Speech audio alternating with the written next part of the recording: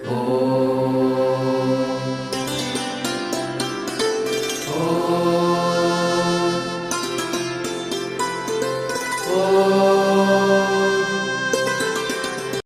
ഓം. ദേവിയുടെ 63ാമത്തെ നാമമാണ് നമ്മൾ കഴിഞ്ഞ എപ്പിസോഡിൽ പഠിച്ചത്. കാമദായിനി എന്നാണ് ആ നാമം. അപ്പോൾ ഇവിടെ ഒരു ചെറിയ കാര്യം മനസ്സിലാക്കേണ്ടത്, ദേവിയുടെ കേശാദിപാദം എന്ന് പറയുന്നത് വാസ്തവത്തിൽ ശിഞ്ചാനമണിമഞ്ജീര മണ്ഡിത ശ്രീപദാംബുജ എന്നതുവരെയാണ്. അവിടം വരെയാണ് കേശാദിപാദം വർണ്ണിച്ചിരിക്കുന്നത്. പക്ഷേ കേശാദിപാദം പൂർണ്ണമാകണമെങ്കിൽ പൂർണ്ണ കേശാദിപാദം എന്ന് പറയുന്നത് ഈ കാമദായിനി എന്ന നാമം വരെയാണ്. അപ്പോൾ 63ാമത്തെ നാമം വരും. 63 എന്ന് പറയുമ്പോൾ 6ഉം 3ഉം 9 ആകും. 9ൻ്റെ ഗുണിതങ്ങൾക്ക് ചില ശുഭ സ്വഭാവമുണ്ട്. അപ്പോൾ ഈ കാമദായിനി എന്നുള്ളത് വരെയാണ് ആചാര്യന്മാർ കേശാദിപാദമായി സങ്കല്പിച്ചിരിക്കുന്നത്. വാസ്തവത്തിൽ കേശാദിപാദം ശിഞ്ചാനമണിമഞ്ജീര മണ്ഡിത ശ്രീപദാംബുജ എന്നുവരെയേ ഉള്ളൂ. എന്നാലും ഇത്രയും ഭാഗം കൂടി വായിക്കണം എന്ന് ആചാര്യന്മാർ നിഷ്കർഷിക്കാറുണ്ട്. അപ്പോൾ 63ാമത്തെ നാമമാണിത്, കാമദായിനി. അവിടം വരെ വായിച്ച് നിങ്ങൾക്ക് ഞാൻ മുൻപ് പറഞ്ഞതുപോലെ എന്തെങ്കിലും അത്യാവശ്യമുണ്ടെങ്കിൽ ഇവിടം വരെ വായിച്ച് നിർത്താം, ചൊല്ലി നിർത്താം. എന്നിട്ട് പോയി നിങ്ങളുടെ അത്യാവശ്യ കാര്യങ്ങൾ ചെയ്തിട്ട് തിരിച്ചു വന്ന് ആദ്യം മുതൽ തുടങ്ങണം. ചിലർക്ക് ലളിതാ സഹസ്രനാമം മൊത്തം വായിക്കാനുള്ള സമയമോ സാവകാശമോ ഇല്ല, കാണാതെ അറിയില്ല എന്നുണ്ടെങ്കിൽ ഈ കാമദായിനി വരെ വായിച്ച് അല്ലെങ്കിൽ അത് ചൊല്ലി സമാപിപ്പിച്ചുകൊള്ളുക. പിന്നീട് പതുക്കെ മൊത്തം ചൊല്ലാൻ പരിശീലിച്ചാൽ മതിയാവും. ദേവിയുടെ അടുത്ത തിരുനാമമാണ് ദേവർഷിഗണസംഘാത സ്തൂയമാനാത്മവൈഭവ. ഇവിടം മുതൽ സൂചന വരുന്നത് അടുത്ത നാമമാണ് ഭണ്ഡാസുരവധോദ്യുക്ത ശക്തിസേനാസമന്വിത എന്നത്. അപ്പോൾ ദേവർഷിഗണസംഘാത സ്തൂയമാനാത്മവൈഭവ എന്ന് പറയുന്നിടം മുതൽ ആചാര്യന്മാർ സങ്കല്പിക്കുന്നത് ഭണ്ഡാസുരവധം എന്ന ഭാഗമാണ്. ഭണ്ഡാസുരവധം അത് തുടങ്ങുന്നത് ദേവർഷിഗണസംഘാത എന്ന വാക്ക് മുതലാണ്. അങ്ങനെയാണ് ഋഷീശ്വരന്മാർ പരിഗണിക്കുന്നത്.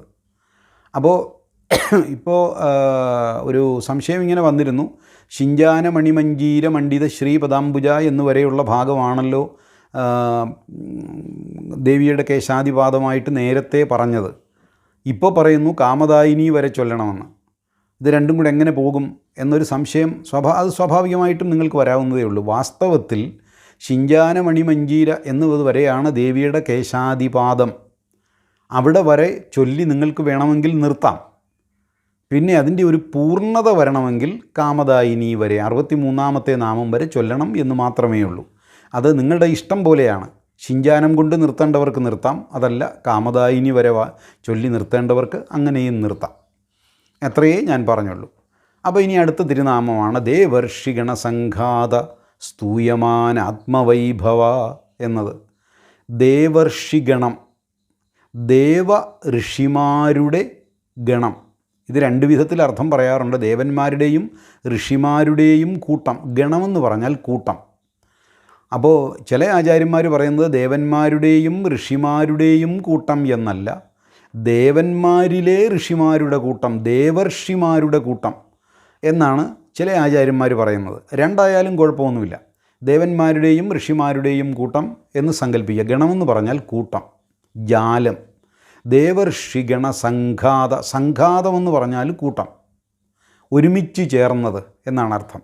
അപ്പോൾ ദേവർഷിമാരുടെ കൂട്ടം, ദേവർഷിഗണം, അത് പലതരത്തിലുള്ള ദേവഋഷിമാരുണ്ട്, അവരുടെ കൂട്ടം. അപ്പോൾ ദേവർഷിഗണങ്ങളുടെ കൂട്ടം, അതാണ് ദേവർഷിഗണസംഘാതം.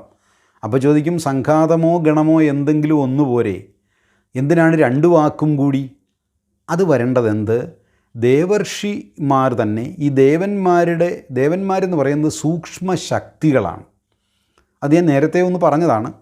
നമ്മുടെ ശക്തികൾക്കെല്ലാം, പ്രപഞ്ചത്തിലെ എല്ലാ സൂക്ഷ്മ ശക്തികൾക്കും ദേവൻ, ദേവി എന്ന് വിളിക്കാറുണ്ട്.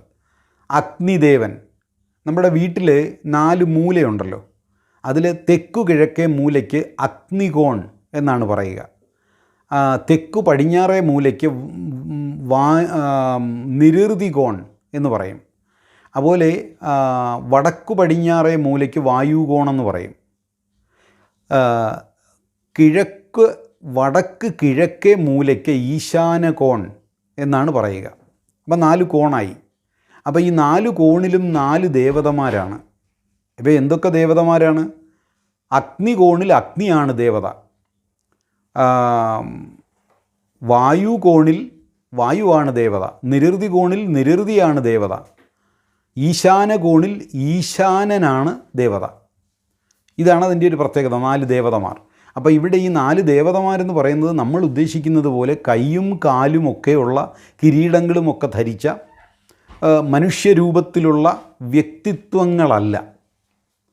അവ ശക്തികളാണ്. വ്യക്തിത്വങ്ങളല്ല, ശക്തികളാണ്. എന്ന് വെച്ചാൽ മനുഷ്യരല്ല, കണ്ണും കാലും വായും മൂക്കും ഒക്കെ ഒന്നുമുള്ള ആൾക്കാരല്ല. അതൊക്കെ നമുക്ക് മനസ്സിലാകാൻ വേണ്ടി ഋഷീശ്വരന്മാർ അങ്ങനെ പറഞ്ഞിരിക്കുന്നു എന്നേ ഉള്ളൂ. അത് ശക്തികളാണ്, ഫോഴ്സസ്. അപ്പോൾ അഗ്നി ഒരു ഫോഴ്സാണ്. ഇങ്ങനെയുള്ള ഒരുപാട് ശക്തികളുണ്ട്. ഇപ്പോൾ നമ്മൾ ഒരു സാധനം താഴേക്കിട്ടാൽ ഭൂമിയുടെ ആകർഷണ ശക്തി അതിനെ താഴേക്ക് കൊണ്ടുപോകുന്നു. ഈ ആകർഷണ ശക്തിക്ക് ഒരു പേര് പറയും, അതിന് ഫോഴ്സ് ദേവൻ എന്ന് തന്നെയാണ് അതിന് പറയുന്നത്. ഒരുതരം ദേവനാണത്. അതുപോലെ ഈ തിഥിയില്ലേ, പ്രഥമ, ദ്വിതീയ, തൃതീയ, അങ്ങനെ പക്കമെന്ന് പറയും. ഓരോ പക്കത്തിലും ഈ പ്രപഞ്ചത്തിൽ വ്യത്യാസമുണ്ട്. ചന്ദ്രൻ്റെ വളർച്ചയ്ക്കും തളർച്ചയ്ക്കും അനുസരിച്ച് അന്തരീക്ഷത്തിൽ വ്യത്യാസം ഉണ്ടാവും. അന്തരീക്ഷത്തിലെ പ്രാണ ഊർജത്തിന് വ്യത്യാസം ഉണ്ടാവും. അപ്പോൾ അതിന് ഓരോ ദിവസത്തെ പ്രാണ ഊർജത്തിന് ഓരോ പേരാണ് പറയുക. അപ്പോൾ ഓരോ പേര് പറയും. അപ്പോൾ ഇത് വാസ്തവത്തിൽ രൂപമുള്ളതല്ല, ശക്തികളാണ്. നമുക്ക് മനസ്സിലാക്കാൻ വേണ്ടി രൂപങ്ങൾ കൊടുക്കുന്നു എന്ന് മാത്രമേ ഉള്ളൂ. അത് സൂക്ഷ്മ ശക്തികളാണ്. അപ്പോൾ ഈ ശക്തികളെ നമ്മൾ ദേവ എന്ന വാക്കുകൊണ്ടാണ് വ്യവഹരിക്കുന്നത്. ദേവ എന്നാണ് പറയുക. അഗ്നിദേവനാണ്. പൗർണമിയിലെ ദേവി ദേവനാണ്, അതിലെ ദേവിയാണ്. ഒന്നീ ദേവൻ അല്ലെങ്കിൽ ദേവി, അങ്ങനെയാണ് നമ്മൾ പറയുക. അപ്പോൾ ഋഷിമാരെന്ന് പറഞ്ഞാൽ നിങ്ങൾക്കറിയാമല്ലോ, മഹാ ഋഷീശ്വരന്മാരാണ്. അതിൻ്റെ പ്രത്യേകിച്ച് ഞാൻ എടുത്തു പറയേണ്ട കാര്യമില്ല. അപ്പോൾ ഈ ദേവന്മാരിൽ ഋഷിമാർ വരും. അതെങ്ങനെയാണ് വരിക? അഗ്നി എങ്ങനെയാണ് ഋഷിയാകുക എന്നൊരു സംശയം വരാം. ഇച്ചിരി സങ്കീർണമാണ്. നിങ്ങളൊന്ന് ക്ഷമിച്ചാൽ മനസ്സിലാകുന്നതേ ഉള്ളൂ. ഈ ശക്തികൾക്ക് നമ്മൾ അഗ്നി, വായു, ആകർഷണ ശക്തി, കാറ്റിൻ്റെ ശക്തി, ഇതിനെയെല്ലാം നമ്മൾ ദേവ എന്നാണ് പറയുക. അതുപോലെ തന്നെ നമ്മുടെ ദൈനംദിന ജീവിതത്തിൽ ദേവന്മാരുണ്ട്. അതായത് നമുക്ക് നല്ല കാര്യങ്ങൾ പറഞ്ഞു തരുന്ന ഗുരുക്കന്മാർ ദേവന്മാരാണ്. അമ്മ ദേവിയാണ്, അച്ഛൻ ദേവനാണ്, ഗുരു ദേവനാണ്.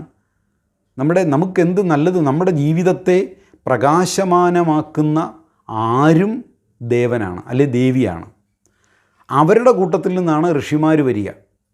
ഇപ്പോൾ നമ്മുടെ ഗുരു, നമ്മുടെ ഒരു അധ്യാപകൻ, നല്ല മനുഷ്യനായ ഒരു അധ്യാപകൻ, അദ്ദേഹം വലിയ ദാർശനികനാണെങ്കിൽ, അല്ലെങ്കിൽ അധ്യാത്മശാസ്ത്രങ്ങൾ പഠിപ്പിച്ചു തരാൻ അദ്ദേഹത്തിന് കഴിവുണ്ടെങ്കിൽ അദ്ദേഹത്തെ നമ്മൾ ഋഷി എന്നാണ് വിളിക്കുക.